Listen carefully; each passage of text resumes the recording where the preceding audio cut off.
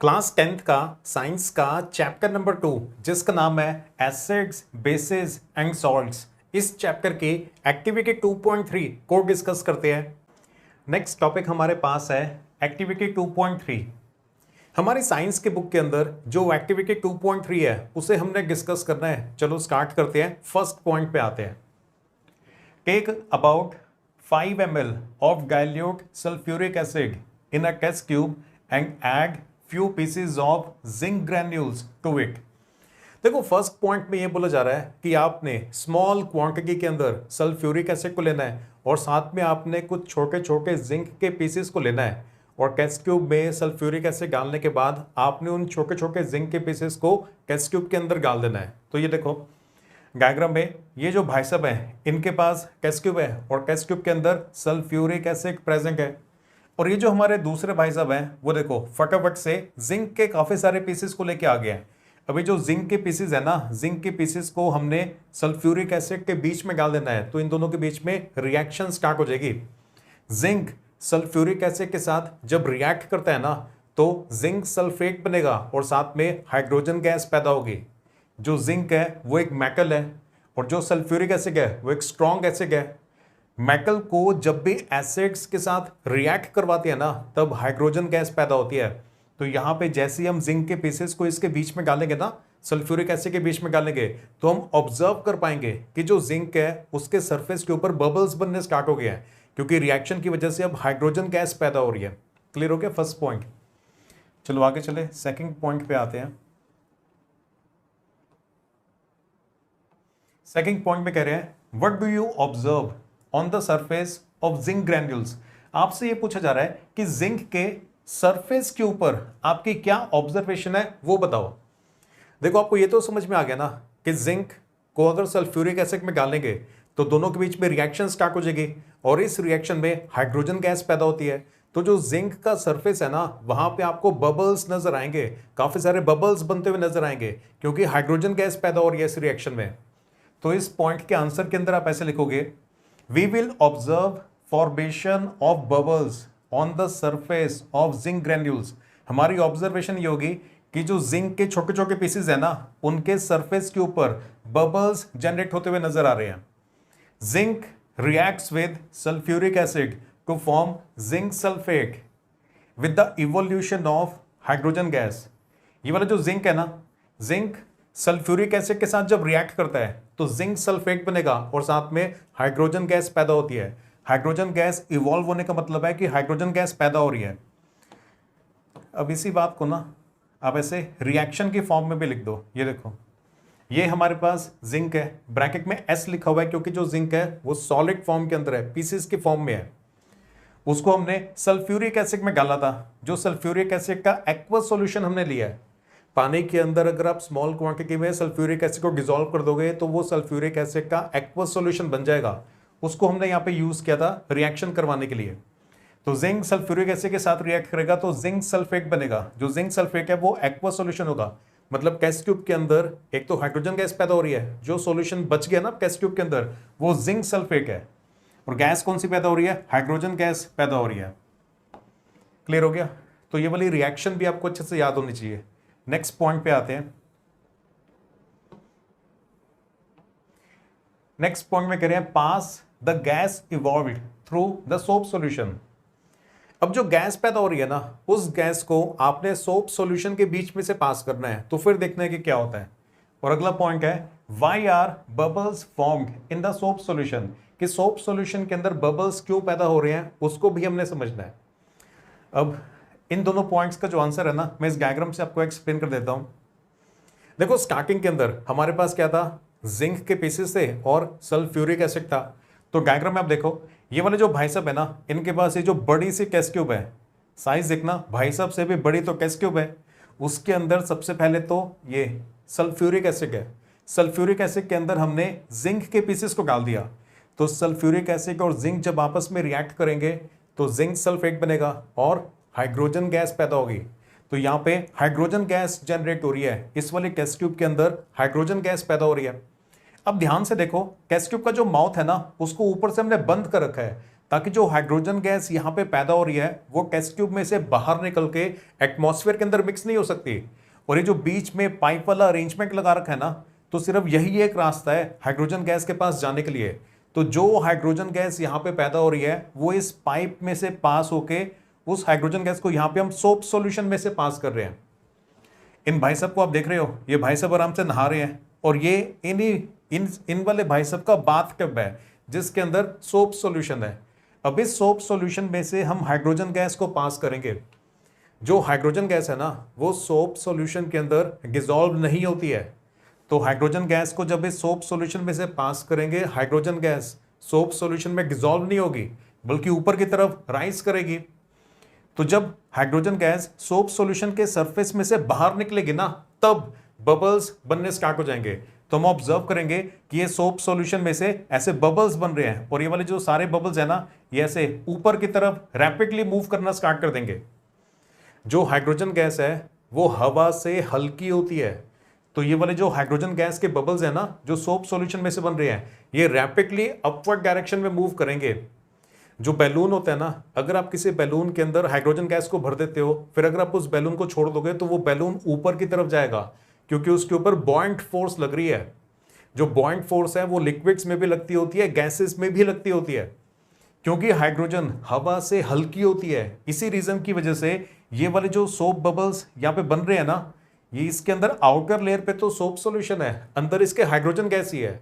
Hydrogen gas हवा से हल्की होती है, इसलिए ये वाले बबल्स रैपिडली अपवर्ड डायरेक्शन में मूव करेंगे। और यहां पे आप देख रहे हो, ये जो हमारे तीसरे भाई साहब हैं वो एक बर्निंग कैंडल को लेके यहां पे बैठे हुए हैं। तो बर्निंग कैंडल को जब ये सोप सॉल्यूशन के पास लेके जाते हैं ना, ये बर्निंग कैंडल को जब ये सोप बबल्स के पास लेके जाते हैं तो bubbles burst with a pop sound. तो ये वाले बबल्स फटते हैं और एक पॉप साउंड आती है, पॉपिंग साउंड आती है, क्योंकि hydrogen gas Burns with a popping sound. Hydrogen gas Burns with a popping sound. समझ आ गया आपको? ये जो पहले वाले टेस्ट ट्यूब है, यहां पे रिएक्शन हो रही है। कौन सी गैस पैदा हो रही है?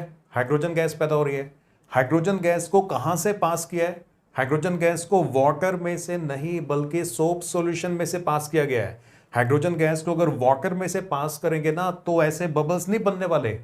हाइड्रोजन गैस को सोप सॉल्यूशन में से पास किया है। आपने भी हो सकता है बचपन के अंदर सोप सॉल्यूशन में से हवा पास करके आपने बबल्स बनाए हो। तो सोप सॉल्यूशन में से हाइड्रोजन गैस को पास करेंगे, बबल्स बनेंगे। ये वाले बबल्स रैपिडली अपवर्ड डायरेक्शन में क्यों मूव करेंगे? क्योंकि hydrogen is lighter than air. जो हाइड्रोजन गैस है वो हवा से हल्की होती है। बैलून के अंदर अगर हाइड्रोजन गैस को फिल करें तो बैलून ऊपर की तरफ जाता है। इन बबल्स के अंदर हाइड्रोजन गैस है, तभी ये बबल्स रैपिडली ऊपर की तरफ जा रहे हैं। और ये वाले भाई साहब के पास बर्निंग कैंडल है। बर्निंग कैंडल को इन बबल्स के पास लेके जाएंगे तो ये बबल्स बर्स्ट होंगे ना, तब आपको साउंड सुनाई देगी, पॉपिंग साउंड सुनाई देगी, क्योंकि hydrogen gas Burns with a popping sound. Clear हो गया? बस इन्हीं सारी बातों को आपने लिख देना है।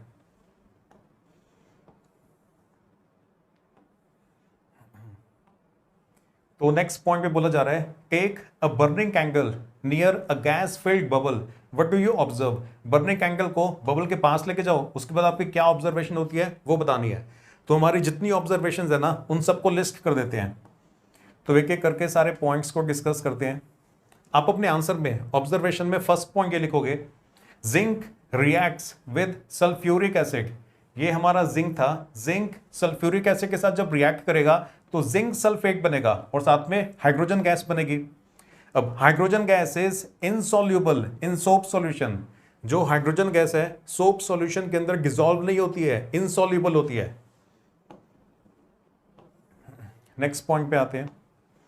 ऑब्जर्वेशन में नेक्स्ट पॉइंट पे आप ये लिखोगे, when hydrogen gas escapes from the surface of soap solution then bubbles are formed. These bubbles contain hydrogen gas. Soap solution में से पास किया था ना, हाइड्रोजन गैस सोप सॉल्यूशन में डिसॉल्व तो होती नहीं है, तो ऊपर की तरफ राइज करेगी क्योंकि हल्की होती है। और जब सोप सॉल्यूशन के सरफेस से वो बाहर निकलेगी ना, तब बबल्स बनने स्टार्ट हो जाएंगे और उन बबल्स के अंदर हाइड्रोजन गैस ही प्रेजेंट होती है। फिर नेक्स्ट पॉइंट पे आप लिखोगे, since hydrogen is lighter than air, hydrogen is lighter than air, therefore these bubbles move upwards rapidly. ये देखो, ये वाला पॉइंट आपको आ गया ना समझ में। बैलून के अंदर अगर हाइड्रोजन गैस को फिल कर दोगे, फिर बैलून को छोड़ोगे तो बैलून भी ऊपर की तरफ जाएगा, क्योंकि जो हाइड्रोजन गैस है वो हवा से हल्की होती है, उसके ऊपर बॉइंट फोर्स लगेगी। क्लास 9th के अंदर बॉयंसी वाला कॉन्सेप्ट पढ़ा था ना, वही बॉइंट फोर्स। बॉइंट फोर्स फ्लूइड्स में लगती होती है। All liquids and gases come under the category of fluids. बॉइंट force liquids में भी होती है, गैसेस के अंदर भी होती है। यहां पे सोप सॉल्यूशन के सरफेस से जब हाइड्रोजन गैस बाहर निकलेगी तब बबल्स बनने स्टार्ट हो जाएंगे। इन बबल्स के अंदर हाइड्रोजन गैस है, क्योंकि हाइड्रोजन हवा से हल्की होती है तभी बबल्स फटाफट ऊपर जाएंगे। क्लियर? नेक्स्ट पॉइंट में आप ये लिखोगे, hydrogen gas Burns with a popping sound. ये भी आपको याद होना चाहिए। हाइड्रोजन गैस की प्रेजेंस को ना हमेशा इसी तरीके से ही चेक किया जाता है। बर्निंग एंगल को बबल्स के पास लेके जाएंगे, बबल्स बर्स्ट होंगे, फटेंगे और साथ में आपको साउंड सुनाई देगी, पॉप साउंड सुनाई देगी या पॉपिंग साउंड सुनाई देगी। When a burning angle is brought near these bubbles, they burst with a pop sound. एक और पॉइंट है,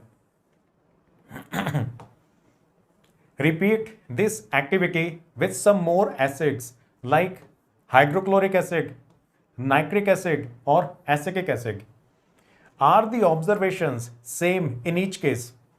अब ये वाली जो एक्टिविटी है ना, आपको बोला जा रहा है कि इसी सेम एक्टिविटी को, इन सारे स्टेप्स को आपने रिपीट करना है। एक बार हाइड्रोक्लोरिक एसिड के साथ, फिर नाइट्रिक एसिड के साथ और फिर एसिटिक एसिड के साथ। क्या ऑब्जर्वेशंस आपकी सेम होंगी?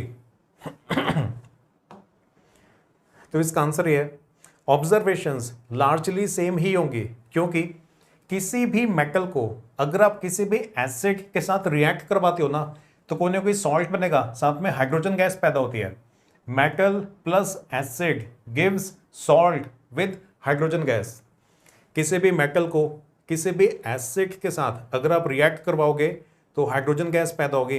अब ये देखो, यहाँ पे जो एसिड है ना, एसिड स्ट्रॉन्ग एसिड भी हो सकता है और वीक एसिड भी हो सकता है। अगर आप स्ट्रॉन्ग एसिड को लोगे तो लार्ज क्वांटिटी के अंदर हाइड्रोजन गैस पैदा होगी। जो बबल्स बन रहे थे ना जिंक के सरफेस के ऊपर, काफी ज्यादा तेजी से बबल्स बनेंगे। सोप सॉल्यूशन में से भी ज्यादा बबल्स राइज करेंगे। और अगर आप स्ट्रॉन्ग एसिड की बजाय वीक एसिड को लेते हो तो स्मॉल क्वांटिटी के अंदर हाइड्रोजन गैस बनेगी, बबल्स भी आपको स्मॉल क्वांटिटी में ही नजर आएंगे। बस यही फर्क होने वाला है। और साथ में जो सॉल्ट है ना, वो तो अलग अलग केसेस में अलग अलग ही बनेगा। तो metals react with acids to produce hydrogen gas.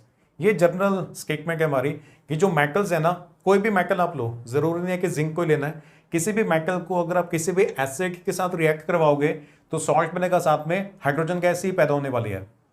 Bubbles will be produced rapidly and in large quantity with strong acids. ये देखो, जो बबल्स बन रहे थे ना, बबल्स रैपिडली प्रोड्यूस होंगे और लार्ज क्वांटिटी में प्रोड्यूस होंगे स्ट्रॉन्ग एसिड्स के साथ।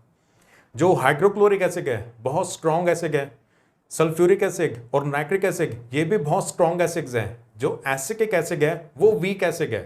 तो स्ट्रॉन्ग एसिड्स के केस में लार्ज क्वांटिटी के अंदर बबल्स बनेंगे और काफी ज्यादा तेजी से बनेंगे। And slowly and in laser quantity with weak acids. अगर आप वीक एसिड्स को लोगे ना, तब बबल्स एक तो धीरे धीरे बनेंगे और स्मॉल क्वांटिटी में, लेसर क्वांटिटी में बनेंगे। बस यही डिफरेंस होगा। बाकी जो ऑब्जर्वेशंस हैं वो हमारी सेम ही होंगी। जो गैस जनरेट हो रही है ना, वो तो सेम हाइड्रोजन गैस ही जनरेट होगी।